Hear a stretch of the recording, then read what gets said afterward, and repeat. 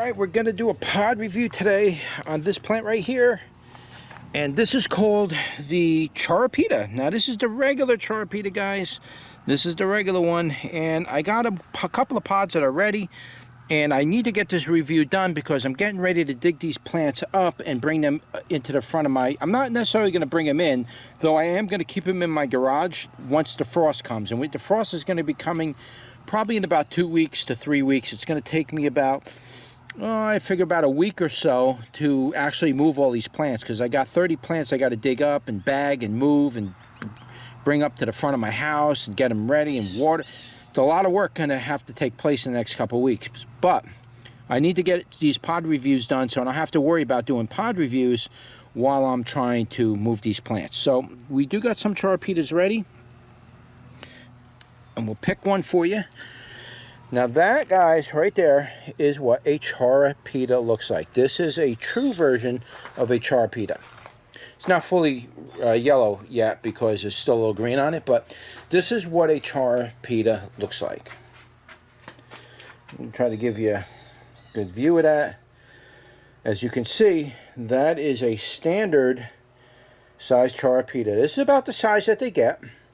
They can be a little smaller, and they can actually get a little bit bigger.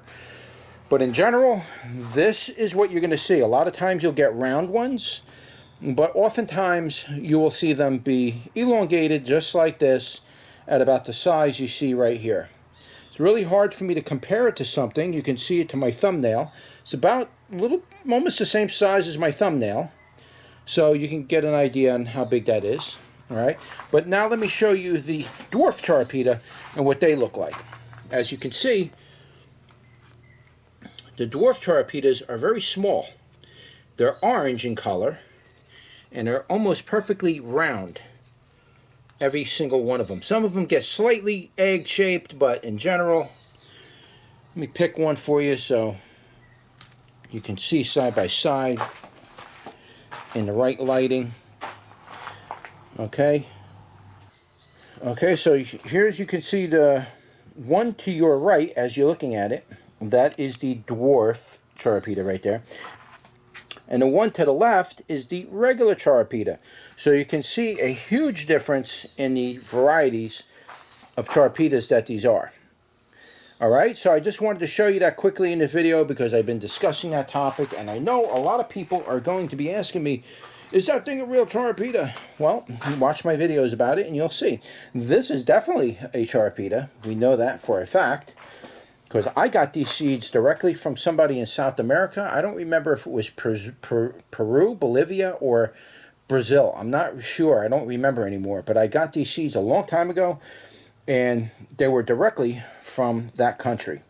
So this is the actual true version of Charapita. This is what you should be seeing when you grow Charapitas. Alright, so let's turn you around and give it a go. Alright guys, here we are. We're doing another pod review today on the Charapita pepper, and this is the true version of Charapita. This came directly from South America, so I know that this variety is true. So here it is.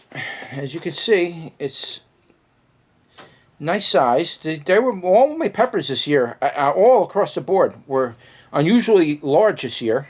And I attribute that to Vermisterra products that I were using in the soil. And it's unbelievable the size of the fruits that were produced this year from using that product. It was absolutely incredible. I highly recommend that. I'm probably going to be buying their product more often in the future because I'm very, very impressed with how that product actually worked. But here it is. And without any further ado, let's give it a go. Strong Charapita flavor. Wow. Charapitas, when they ripen, as soon as you bite them, they squish. They're very soft in the middle.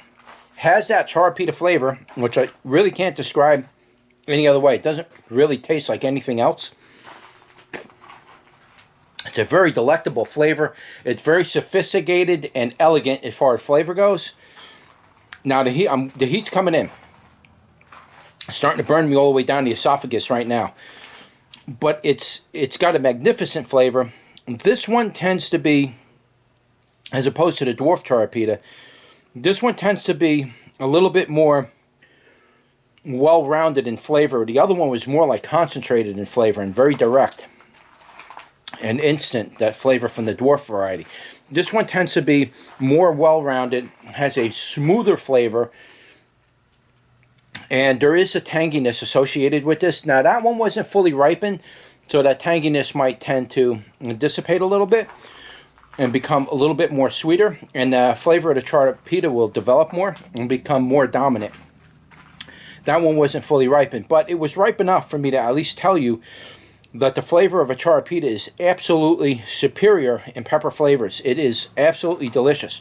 I really do love these peppers. Now, as far as the heat on this thing goes, these things got some heat on them, man.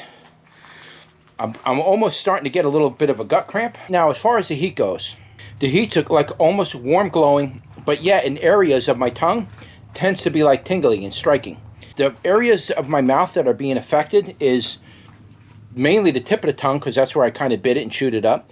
And it's kind of rolling itself back to the top of the tongue. It's a little warm on the roof of the mouth a little bit on the tonsils. It's a warm, glowing type of heat with areas and patches of stinginess, a very unique type of heat.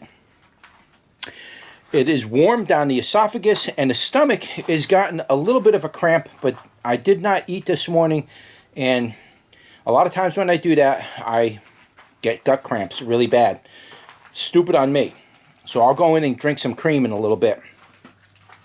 But this is a fantastic pepper to grow. If you've never grown Charapita before, I highly recommend you grow it, simply for the flavor sensations that you're going to get on it.